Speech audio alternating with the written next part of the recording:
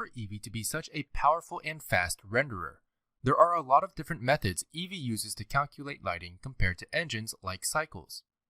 To start off, let's look at the Render tab in our Properties editor. In here, with Eevee selected as our render engine, you can see several settings that pertain to how Eevee calculates lighting and visuals. This includes several effects such as ambient occlusion, bloom, screen space reflections, and motion blur. In this video, we'll learn how to view each one of these effects and how to adjust their settings. To enable any of these, simply click the checkbox on the left. You can also expand each category by clicking the arrow on the left. However, you may notice that checking these makes no visible difference in the viewport. This is because we are in solid view. In order to view in real time the differences each of these settings might make, simply change your viewport mode to rendered view. You can do that by clicking the rightmost sphere in the top right hand corner of the viewport or pressing the Z key and using the pie menu there. Once in rendered mode, you can test each of these settings to see how they might affect your render.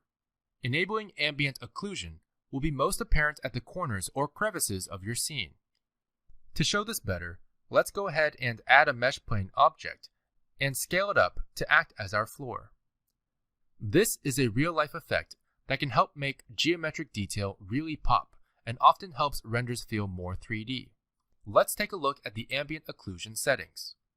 Distance affects how far the ambient occlusion shadow extends from the corners. Factor affects the darkness of the shadow, and you can actually manually set it past the maximum of 1.0. For the rest of these ambient occlusion settings, feel free to hover over them for more information and experiment to get what you like. Bloom is basically another word for glow, but you'll notice when we enable it, it doesn't really change much in the viewport. That's because nothing in our scene is bright enough yet to trigger the bloom effect. But it's a very pretty effect, so let's see if we can get it to show up. Let's select our cube and go to the Material tab, indicated by the red material sphere icon at the bottom of our Properties editor. Here under Surface, we can see that we have the principled BSDF selected by default. This is great, but we want to make it bright. Well, luckily if we scroll down here, there is an emission value. This is a color that we can set. Let's drag the value slider all the way up so that it's the brightest white it can be. Now, this isn't bad, but it's not obvious enough for testing purposes. We can confirm that the bloom is working, however, if we go into our Render Settings tab again and check on and off the bloom checkbox. Yes, the cube is glowing slightly. But how do we make it really glow? Like, a lot. To make the emission even brighter, I'm going to use an emission shader. To do this, let's go into our cube's Materials tab in the Properties editor. We can then switch out our principled BSDF surface shader node for an emission node from the drop-down menu. Now we have a strength value we can increase to our heart's desire. I'm going to set the brightness of our emission to 10. Now that's a lot of bloom. Let's play around with our settings now. Feel free to adjust the threshold slider to determine how bright an object needs to be to start glowing. For example, our emission shader is at a strength of 10, and setting the threshold to 10 in the bloom settings actually stops the glow of the cube perfectly. You can also change the color of the glow, the radius of the glow, and the intensity of the glow. Setting a non-zero clamp value will also set the maximum intensity the glow can be in your scene.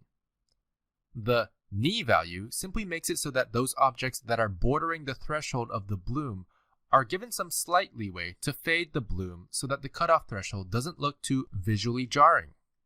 Next is depth of field. This isn't actually a lighting effect, but I want to go over it anyway. This simulates a real-life camera effect that depends on the focus of the camera.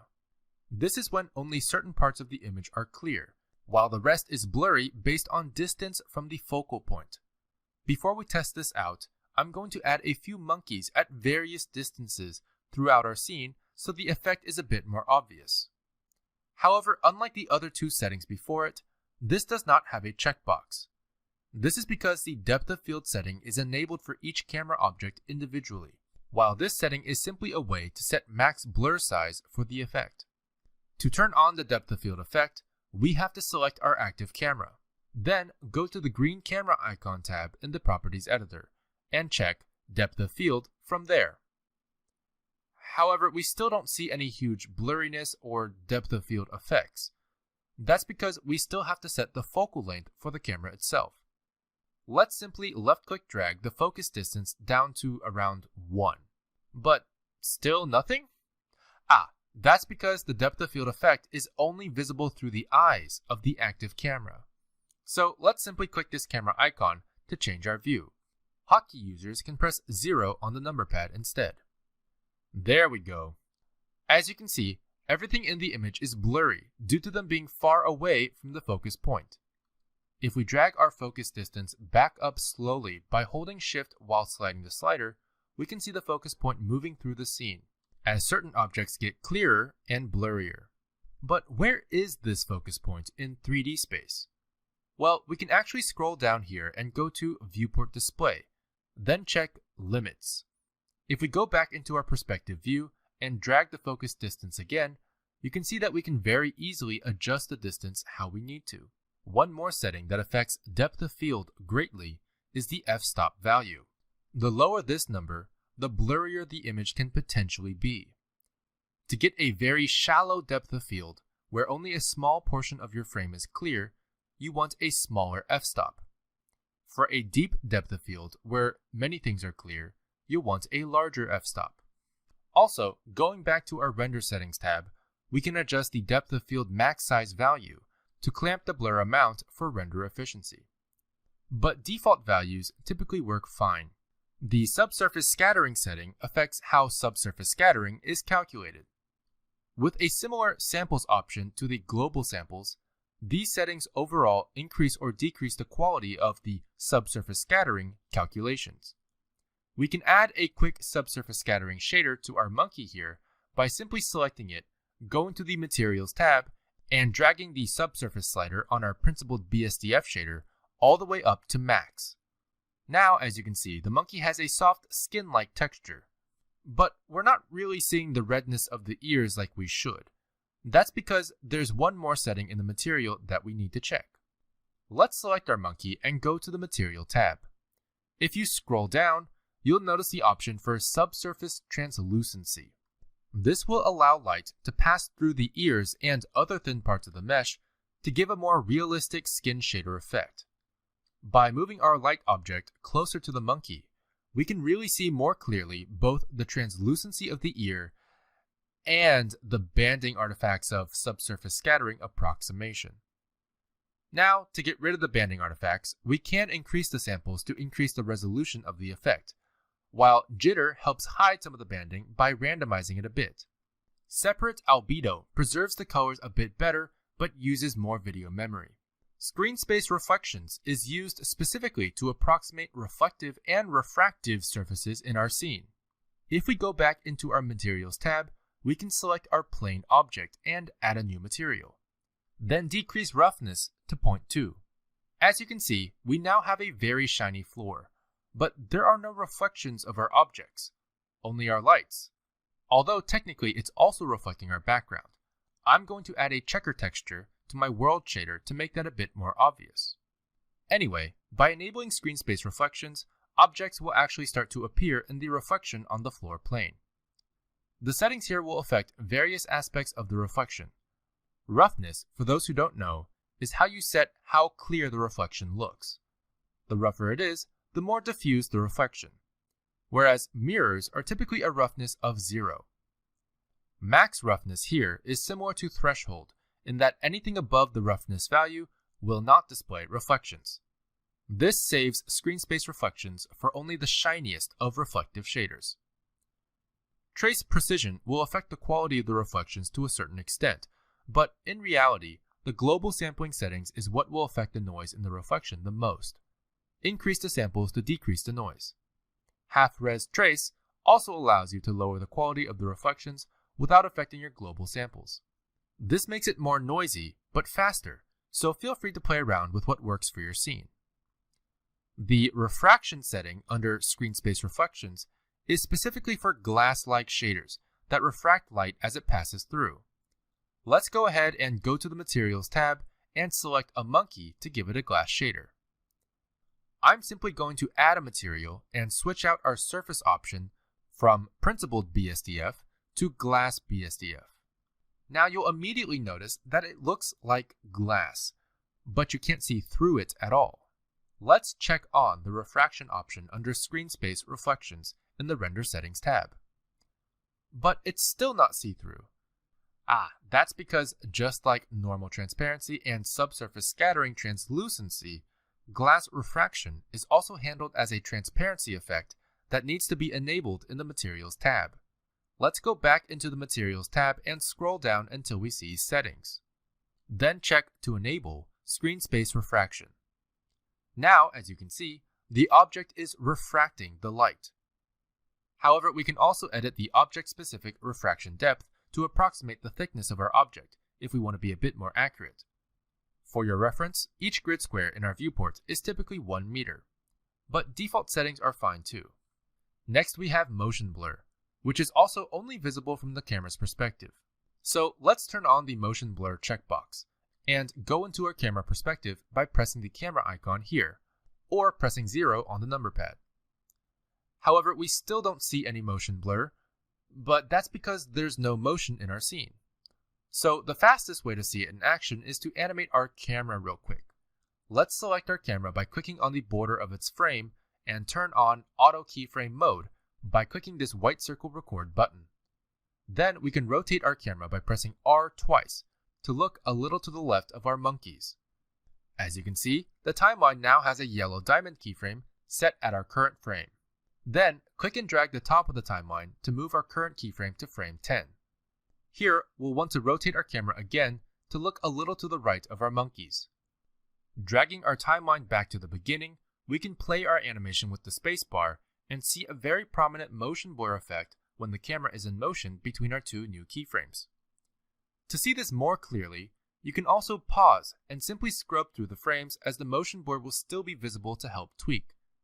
Looking at frame 5, for example, we can very clearly see how the motion blur settings affect our visuals. So now it's time to play with the settings. The shutter value affects the amount of blur, while the number of samples affect the quality of the blur. Volumetrics is a setting that affects how volumetric shaders look in our scene. If we expand this section, you'll see a few things that we can tweak. However, we don't currently have any volumetric shaders in our scene to test. So let's go ahead and add another cube from the Add menu. Then we can go into the Materials tab and switch out our principled BSDF for Remove. This will remove entirely our surface shader. Then we can expand the Volume section and select Volume Scatter from the dropdown. This will add a volumetric shader to our cube. To better illustrate what this does, let's scale our cube up to engulf our light object and maybe half our scene. You'll notice it really fogs up the place. Just to make things a bit more clear, let's turn the density value of our volumetric scatter setting down to 0.5. Nice. Now we can test out the volumetric settings in our Render Settings tab. To start off, the start and end values determine the clipping range relative to the distance from the camera for when volumetrics should be visible. As you can see, if we zoom out far enough, our volumetric cube will disappear. Likewise, if we drag up the start value to something like 10 meters, we can zoom in and the volumetrics will disappear before we can get too close. Default settings are typically fine here, but feel free to experiment for your scene. Tile size and samples are both ways you can control quality of the volumetrics. You may have noticed by now that when moving around in the viewport, the volumetrics show a kind of banding pattern as it refreshes. The number of bands is based on the number of samples. The more samples there are, the more bands there are, and the less obvious the bands are, thus the higher quality the volumetric becomes. Meanwhile, the tile size actually affects how sharp the edges of these bands are. Setting a high tile size number will result in blurry banding edges, but won't be as accurate, while the smaller tile size will slow down your viewport a bit, but increase the sharpness of the samples. Distribution is a very important setting for when you or your camera are inside or close to a volumetric shading. If we zoom in here, you can see that currently our volume resolution still holds up pretty good. But if we turn our distribution all the way down, you'll notice that it starts banding heavily as the volume gets closer to the camera. If you think of volumetrics like essentially a bunch of semi-transparent planes in an array stacked close together, this makes sense. As the closer you get, the more obvious the distance between the planes would become. However, with distribution, the space between the planes gets smaller as the camera gets closer to the volume, thus hiding the gaps between the planes and giving a higher quality volumetric look from all distances. The higher the distribution, the more it compensates for camera distance. This next section is for volumetric lighting specifically. If we check this checkbox off, you'll notice that our light object no longer affects the volumetrics. That's pretty much it, but light clamping will let you prevent any lights within the volume from being brighter than that value. A light clamping value of 0 simply means the clamping is turned off, allowing all light to persist in the volume.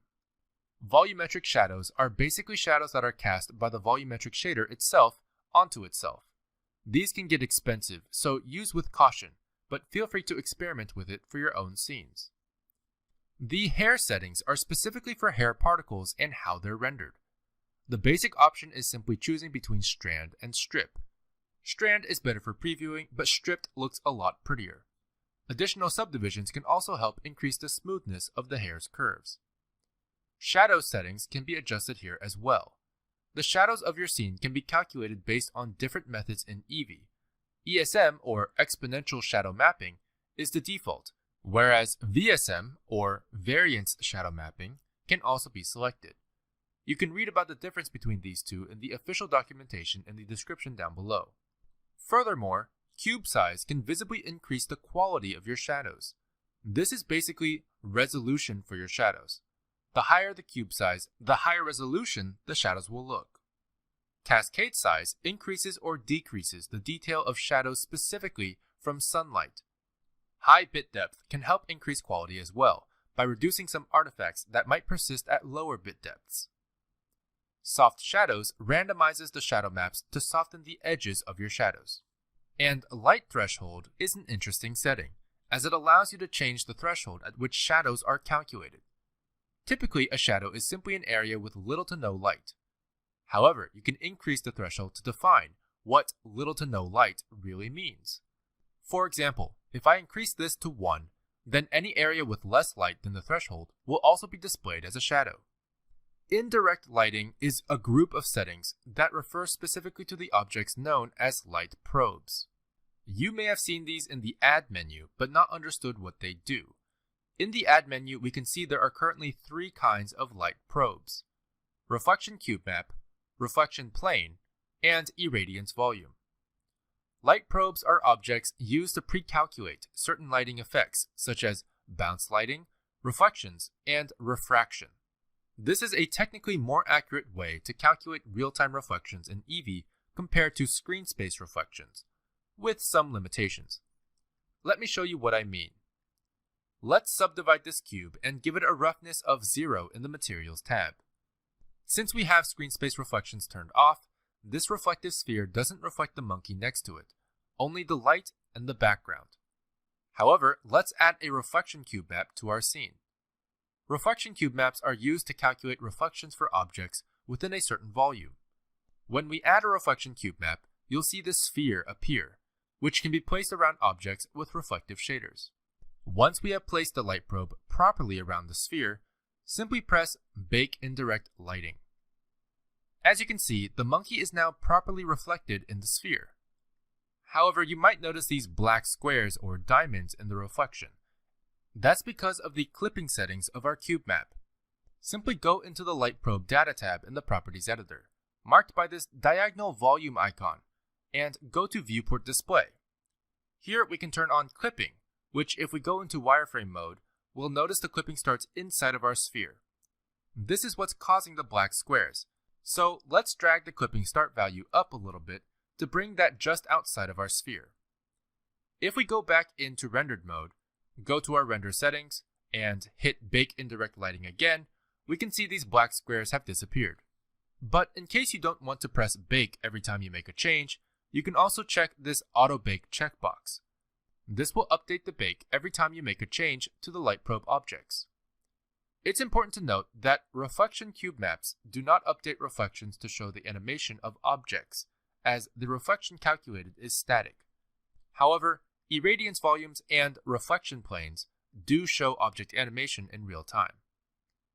Reflection planes work much the same way as reflection cube maps, only they are flat. Irradiance volumes are a way to simulate bounce light. You can add them to your scene to sample surrounding colors and brightness and cast that bounce light onto other objects. Remember when I said you can't use emission shaders as light sources in Eevee? Technically with irradiance volumes, you can. However, they don't cast shadows and require the light sources to be static. But irradiance volumes, along with other light probe options, can be incredibly helpful in Eevee to make the lighting feel more realistic. Light probes are an Eevee-specific feature, and you can read more about them in the official documentation in the description down below.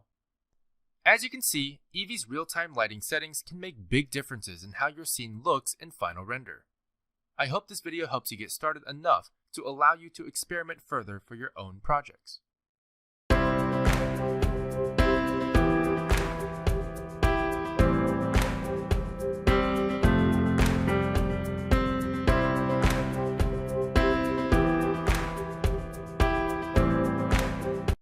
In this video, we'll be introducing basic ideas and concepts used in rigging. We will also, however, be going into detail about each step in separate videos. Rigging is a fundamental step for going from static models to animated characters. Without rigging, you would only be able to move and animate objects as a whole. But what is rigging exactly? Well, the broad definition of rigging in CG can be described as the act of assigning relationships between objects so that moving one thing will move another. This can be seen in the very basic example of parenting one cube to another. For example, by assigning a parent-child relationship between these two cubes, you can move the parent cube and the child cube will follow. But you can also create more complex relationships with the help of constraints and armature objects. Constraints are powerful and flexible relationships that can be assigned between two objects, beyond the basic parent-child relationship. With constraints, for example, you can add a copy location constraint to our cube to copy the location of our light object, while also adding another copy location constraint to copy the location of our camera object. This creates a stack of constraints, just like modifiers, so stack order matters. So then you ask, what are armatures? In CG, the word armature is just another word for skeleton. Skeletons, in real life, are made up of bones, which serve as the foundation of how our bodies move and bend. Skeletons in CG are also made up of bones and do the same thing. Allow me to demonstrate real quick. You can download this character from the description down below. So let's say we have a character that looks like this, and you want to start animating it. If you want to move, rotate, or scale the character, only the whole character will move, kind of like a statue. In order to move the character like a character, you would need to, at the very least, be able to bend its joints individually. So let's demonstrate that with the arm real quick. If we simply add an armature and go into edit mode, we will be able to extrude and place our bones within our mesh according to where we might expect bones in real life. This includes the upper arm, the forearm, and the hand, for example. Once we're happy with that, we can go back into object mode and parent our mesh to the armature object with automatic weights. Weights are how you assign certain vertices to certain bones. And as we can see, selecting and transforming the armature will allow us to deform each arm bone individually. Except that it doesn't. That's where we introduce pose mode. Pose mode is the mode where you'll be able to select and transform each individual bone to deform your mesh. These bones can be animated individually and each have their own rotation and location values. Now, in case you feel like the vertices assigned to each bone aren't fully accurate, you might want to adjust the weights. To do this, simply select the mesh and go into weight paint mode. This will allow you to paint your weights, letting you better control how you want the mesh to be deformed. For extra control, you'll be able to add bone constraints to your bones, allowing you to form relationships between bones and objects to make animation easier. For example, having one bone point to another bone to form a simple controller. But what's a controller? Well, a controller is just a bone that doesn't deform the mesh directly, but rather is used to drive other bones in some way. Most of the time, they exist solely to make it easier and more intuitive for the animator to use the rig. We'll go over each of these concepts in separate videos. So I hope this introduces you to the basic concept of rigging, what it is, and how it works.